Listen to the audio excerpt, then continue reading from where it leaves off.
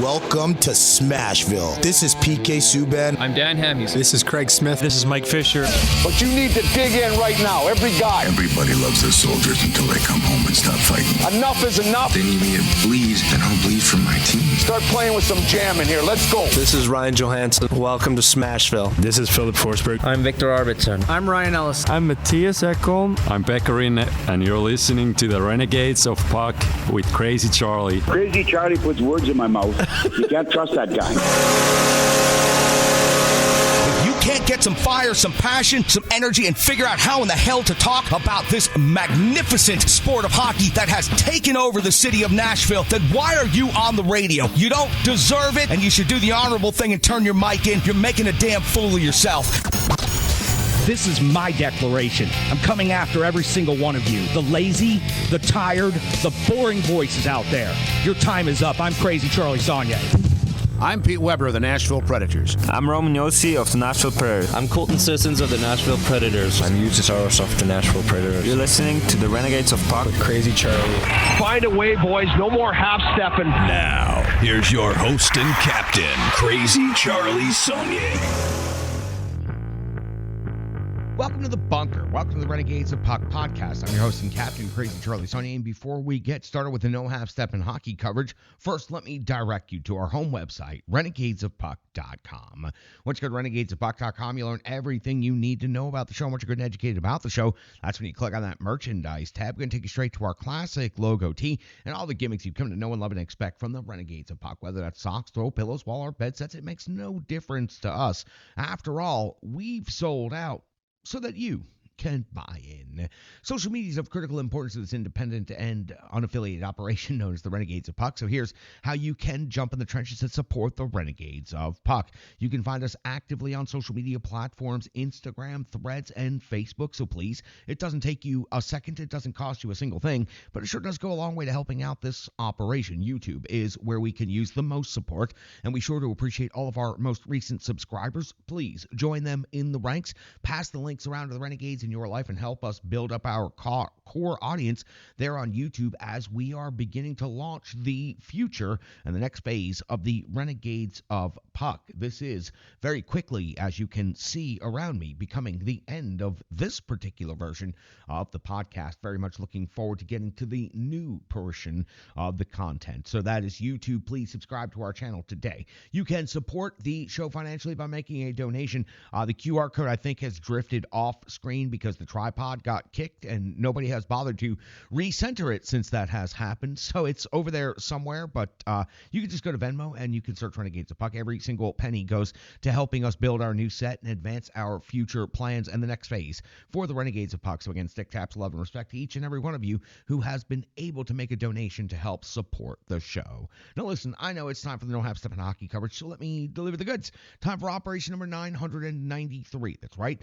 Time for show number 993. And at this moment in hockey history, the Nashville Predators currently find themselves in 7th place in the Central Division after 81 games played. They have a record of 29, 44, and 8, 66 points. The Preds all alone in the wastelands of the Central Division with the little E already next to their name.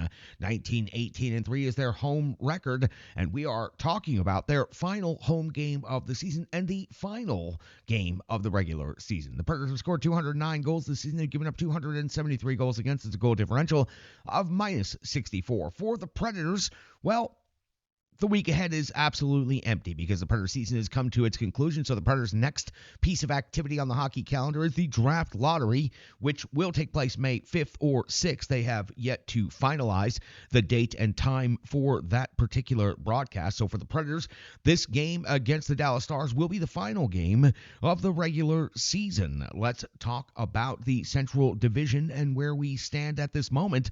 The Central Division could have 5 teams going into the playoffs. 3 have already clinched, and both wild card positions are currently held by Central Division teams. The Winnipeg Jets have won the Central Division. They've skated in 81 games, and they have 114 points. The Dallas Stars, which we will talk about in much more detail momentarily, second place. This is also their final game of the regular season coming up against the Predators, 106 points on the season. They will be facing off against the Colorado Avalanche in the first round of the playoffs, who have already completed their season and finished with 102 points, the first team in the Central to reach the conclusion of their schedule. The Minnesota Wild at 95 points are currently in fourth place. The St. Louis Blues at 94 points are currently in fifth place. And then the trio of eliminated teams from the Central Division, Utah at 89, Nashville at 66, and Chicago at 59 points. Now, the wild card is incredibly interesting with just one game to go for both of the teams in the Central. But the Calgary Flames could make it really interesting with 2 games to go. Minnesota in wild card 1 with 95 points. St. Louis 94 points, wild card 2.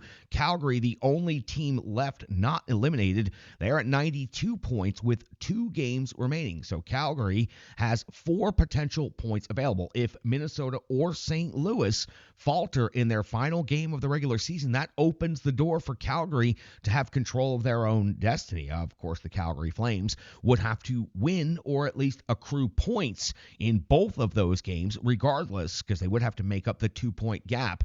But Minnesota, St. Louis, 1 game left. Calgary, 2 games left and 2 points behind St. Louis for that second wild card spot.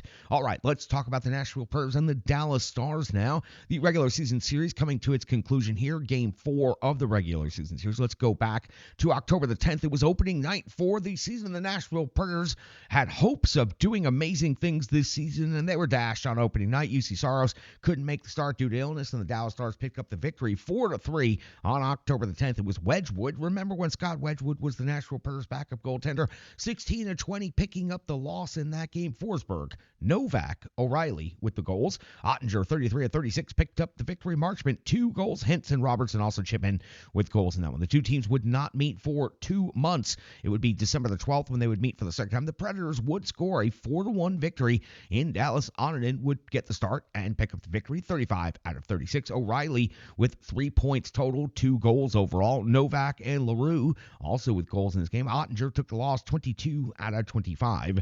And they would meet very recently on April the 3rd, and the Nashville Predators would fall in Dallas 5-1. Oninen getting the start again, 22 out of 27, taking the loss. And it was Stamkos with the only goal for the Preds. Ottinger, 28 of 29 for the victory. Granlund, Hintz, Johnson, it going on from there. Picked up the goals for the Dallas Stars. So the Predators and the Dallas Stars regular season rivalry. The Predators go 1-2 into Game 4 of the season. They have a chance to pull the split if they can pick this victory up.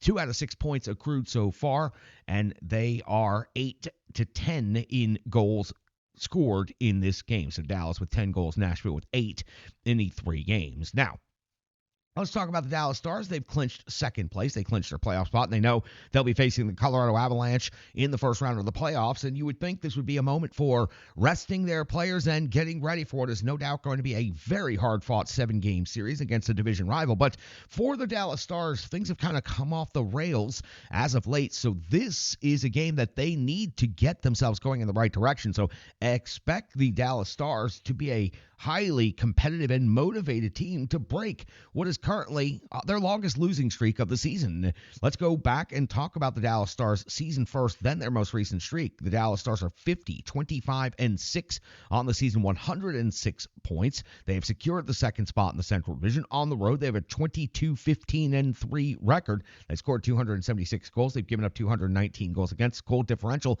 of plus 57. Now, what I was talking about in their most recent stretch of action, we go back to April the 6th, we find a 3-2 overtime loss in Minnesota, and then on the 8th of April, a 6-5 overtime loss versus Vancouver, and then on the 10th of April, a 4-0 loss versus Winnipeg. That's when the 2 teams were still within just single-digit points, and the division title was up in the air. 4-12, we see a 5-3 loss versus the Utah Hockey Club, and most recently on the 14th, a 6-4 loss at Detroit. Ottinger taking the loss in that game, 31 out of 36. Now, despite the recent losing streak and failure for the Dallas Stars to overtake the Winnipeg Jets for the division title, they have put together a very strong season. Again, 50 wins on the season going into the final game, and the goals for 3.38 per game is third best in the NHL, while the Predators at 2.56 per game is 32nd. Goals against, 3.37 for Nashville is 27th. For the Dallas Stars, 2.68 goals against per game is 6th best in the NHL. Shots on goal, 28.3 is 14th for Dallas. For Nashville, 29.2 is 8th. For the shots against category, 28.5 for the Predators is 15th. For the Dallas Stars, 29 even is 23rd. The special teams categories, 22.5% power play conversion rate is 16th best in the NHL. For the Dallas Stars, 55 conversions. That's a big number right there. 244 power play opportunities. For the Nashville Predators, they're at 21.9% power play conversion rate. That's 17th in the NHL. 49 conversions, 224 opportunities on the season. The penalty kill rate for the Preds, 81% is 8th best. They've given up 41 power play goals against on the season. Dallas at 82.1% kill rate, 5th best overall in the NHL, 40 power play goals against. So the Dallas Stars have 3 top 10 metrics out of the 6 that we talk about here in the preview. The Predators do actually have 2 in 8th in shots for and also on the penalty kill.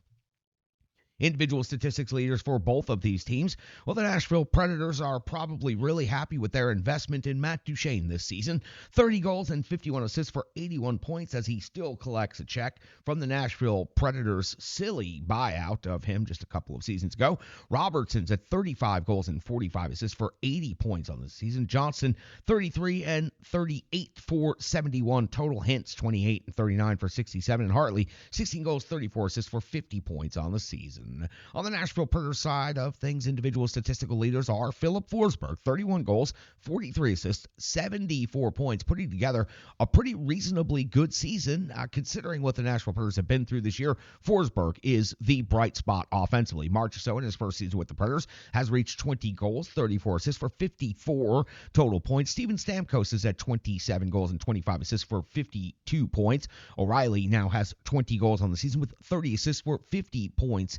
Even that is a big number right there, 50, because he's one of the few free agents in franchise history to reach 50 points in his first 2 seasons with the Nashville Predators. Roman Josi, 9 goals, 29 assists, 38 points, but has been on injured reserve for quite some time. Potential goaltender matchup in this one sees Jake Ottinger, who has started all 3 games against the Preds this season with a record of 36, 17, and 4, a 2.53 goals against average, a 9.11 save percentage, and 2 shutouts against UC Saros, trying to get to his 20th win of the season, currently 19, 31, and 6, a 3.02 goals against, an 8.94 save percentage, and 4 shutouts on the season. That's the final preview of the regular season. Nashville Predators hosting the Dallas Stars, jerseys off their backs, and all the other special giveaways. Hope everybody gets a chance to get out to the rink last night of the season, regardless of the standings, regardless of the record. Is always special to send your franchise and your team off after 82 games with a round of applause, and maybe you go home with a team-worn jersey at the end of the season. I always have a good story about that. I'll save it for the last game recap of the season. That's going to do it for the preview portion. Let's go to the recap portion. It's Rebirth Sports Full Game Recap. It's coming up next right here on the Renegades of Puck podcast. Hockey players are as unique as the game itself, and your uniform should be tailored to fit you. Rebirth Sports is your sports apparel tailor. From shells, bags, warm-ups, hats, hoodies, branding, and more, let Rebirth Sports be your custom hockey tailor. And don't forget to tell them they do more than just hockey. Rebirth Sports on Facebook, Twitter, and Instagram. Rebirth Sport, a match made in hockey. It's now time for the Rebirth Sports Full Game Recap. We go all the way back to April 14th, the year 2025, when the Nashville Predators were facing off against the Utah Hockey Club. Head coach Andrew Burnett deploys his lines and defensive pairings in the following way: Forsberg, O'Reilly, Evangelista, Bunting, Stamkos, and Wood, LaRue, Svechkov, and Marchessault, Smith, McCarron, and Verana, Shea and Blankenberg, Osterley and Barron, Del Gaizo, and Ufko making his NHL debut for the Nashville Predators. UC Saros gets the start in net at Bridgestone Arena.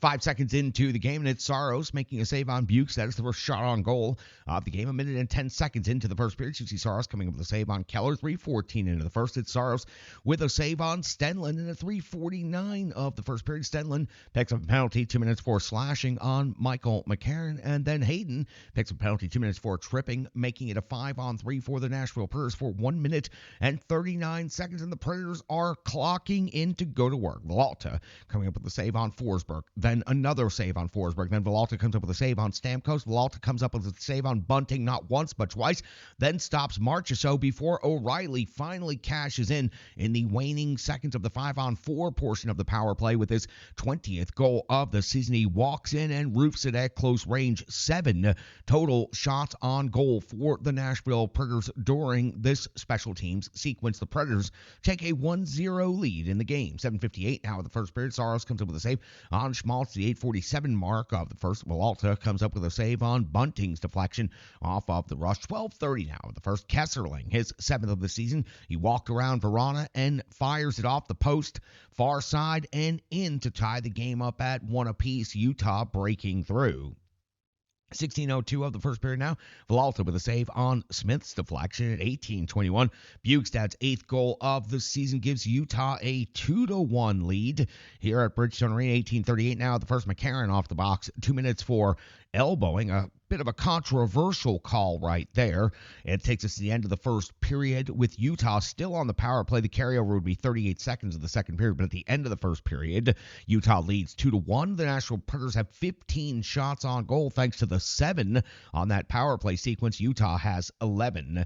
In that 38-second carryover of the power play, nothing would happen, so we hit the 56-second mark of the second period. Saros comes up with a save on Dursey. 3:03 of the second period. Cooley picks up his 25th goal of the season. Short side through traffic. Saros guessed the wrong direction. The Predators challenge this play. It is upheld. That leads to a 2-minute minor delay of game. So to reset the situation, Cooley, his 25th, makes it 3-1 for Utah. The Predators now find themselves shorthanded due to a failed challenge. Then Shea picks up a 2-minute minor for tripping, putting Utah on the 5-on-3 for 1 minute and 10 seconds. They wouldn't need all of that because Schmaltz scores quickly his 20th goal of the season. The low-high play cashes in for Utah. Then there's a 5-on-4 power play for 1 minute and 40 seconds. The Preds PK would be able to answer, but it's 4-1 now in Utah's favor after this power play exchange.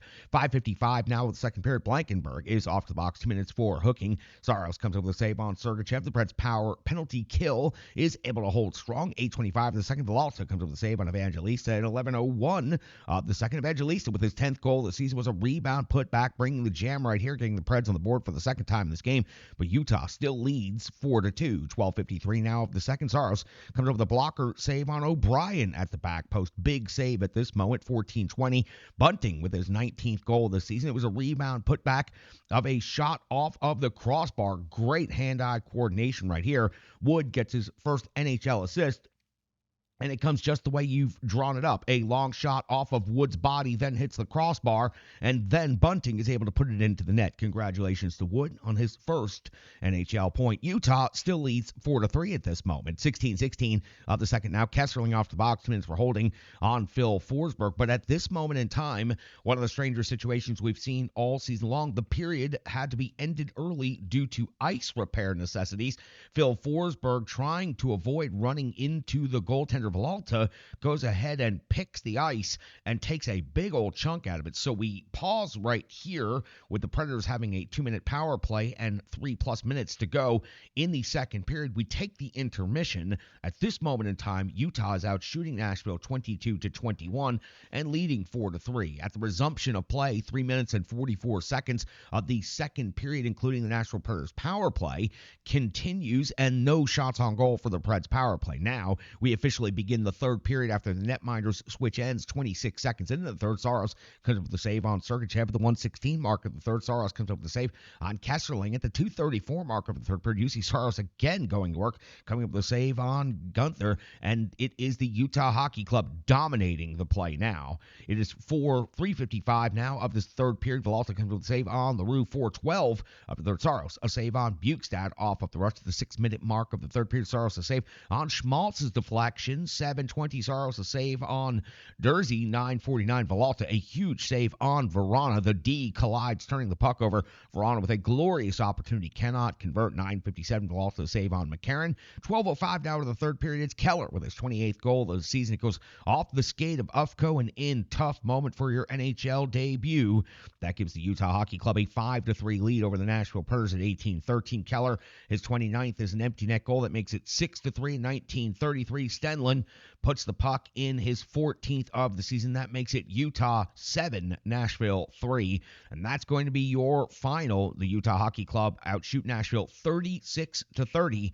So at one moment in the game, the Predators not only had the lead, but were well ahead in shots on goal. But they falter over the second and third period, giving up a number of goals to the Utah Hockey Club. Again, falling 7-3 at Bridgestone Arena in the next to last game of the regular season. And that wraps up the regular season series with the Utah Hockey Club. Big future for the Utah Hockey Club. I look forward to the rivalry between Nashville and Utah over the next several seasons, as both of these teams will be looking to build. That's going to do it for the Rebirth Sports full game recap, analysis, box scores, so much more coming up next right here on the Renegades of Puck podcast. Hello, hello, hello. I'm Tracy, owner-operator of Strong Style Fitness. And that's me and my training assistant, Rizzo. And we are here to bring you fitness that meets you where you are by offering circuit classes, bar-inspired classes, Tabata workouts, boot camps, guided stretching, and more, all taught by a certified personal trainer, me. To learn more, go to our website, strongstylefit.com. Subscribe on YouTube at Strong Style Fitness. Follow on social media at Strong Style Fit. But most importantly, let's get you moving. It doesn't matter if it's your first workout or you've been doing it for years. Strong Style Fitness has the workout that meets you on your journey and helps you along the path to a happier, healthier life. I understand where you've been, what you were going through, and where you were going, and I want to take you there. We'll see you on the mat. Mwah. Welcome back in. Time for some analysis right here on the Renegades of Puck podcast. That was a Rebirth Sports full game recap. Sure are appreciative of Rebirth Sports sponsoring the show for another season. Great partners here, and we are always extremely appreciative of their relationship.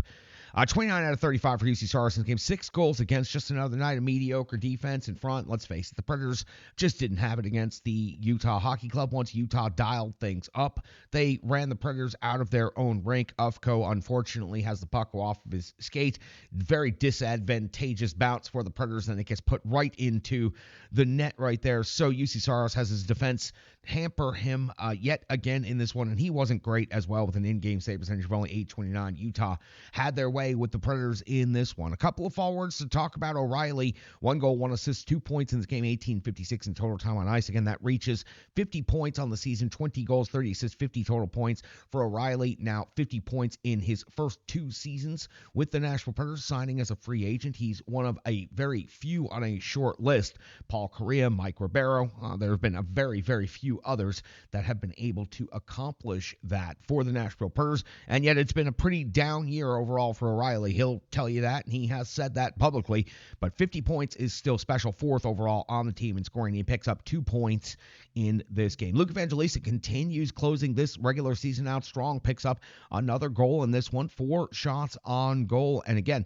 for Evangelista, anticipated and expected to be a big part of the team next year, and hopefully for the future moving forward, a top 6 talent all the way, now starting to put together a really good offensive run here at the end of the season. That's building confidence. It's also adding some good stats here at the end. Luke Evangelista, I'm very hopeful that this is a confidence-building couple of weeks. While it's been a fairly depressing team-wide streak, Luke Evangelista and a couple of others have been showing some real progress, and they're expected to be big players for next season. Michael Bunting is another of those players. Picks up a goal in this one. That hand-eye coordination right there. Seeing the puck go off the crossbar, wheeling, getting it out of the blue paint and into the net before anybody else could react to it. That's some incredible hockey sense right there. I look forward to that for a full season. Ryan O'Reilly certainly has shown that skill and ability around the net plenty of times, but that really kind of reminded me of a Patrick Hornquist type play right there, where it was just determination plus a little bit of skill and a lot of grit going to that hard area, fighting for that position, and then finding that loose puck for anybody else. So again, Bunting, 5 shots on goal plus the goal in this game. He's closing the season out really strong since coming back from injury and acclimating himself well to this Nashville Predators team. Another player I'm really looking forward to in training camp and all of next season. Phil Forsberg continues leading this team offensively, now 74 points on the season, picks up his 43rd assist in this game.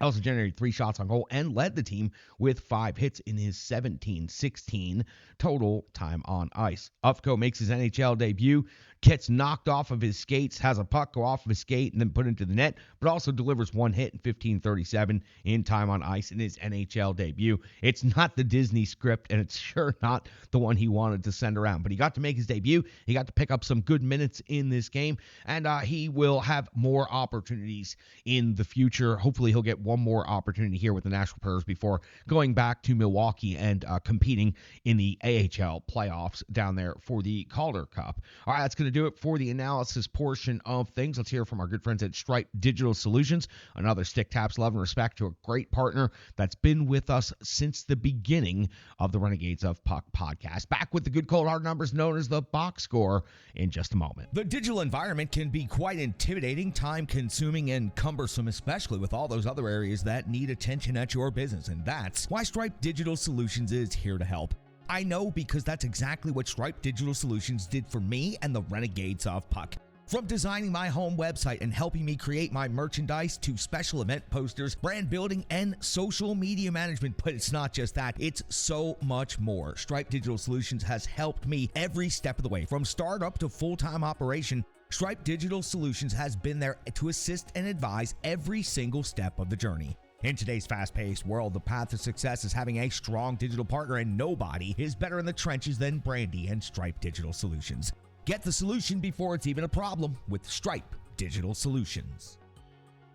Welcome back in. Time for the good cold hard numbers known as the box score. Your goal scorers for the Nashville Predators: Michael Bunting with 1, Luke Evangelista with 1, and Ryan O'Reilly also picks up a goal. On the assist side of things, Philip Forsberg picks up 1, Ryan O'Reilly with 1, Matthew Wood with his first NHL point. Congratulations to Matthew Wood. Justin Barron also picks up an assist. Brady Shea picks up an assist as well. Shots on goal: Michael Bunting paces the Preds with 5, then Luke Evangelista with 4, Forsberg with 3, So chips in 3. Nick Blankenberg also adds 3 total shots on goal.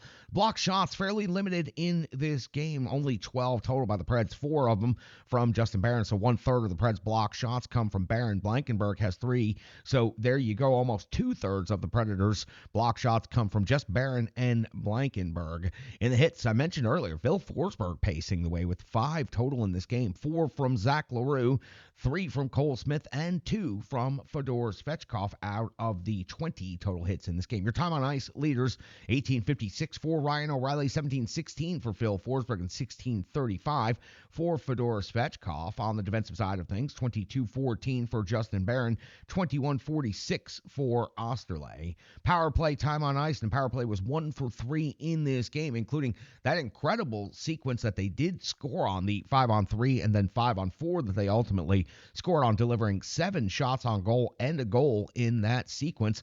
336 for Marchessault, 336 for Stamkos, 336 for Forsberg, and then 320 for Ryan O'Reilly and 245 for Michael Bunting. What you're seeing here is the Nashville Predators largely deployed a 5-forward power play alignment, because your defenseman power play time on ice leaders was Nick Blankenberg at just 136, and then Brady Shea at 45 seconds. No other defenseman registered any power play time.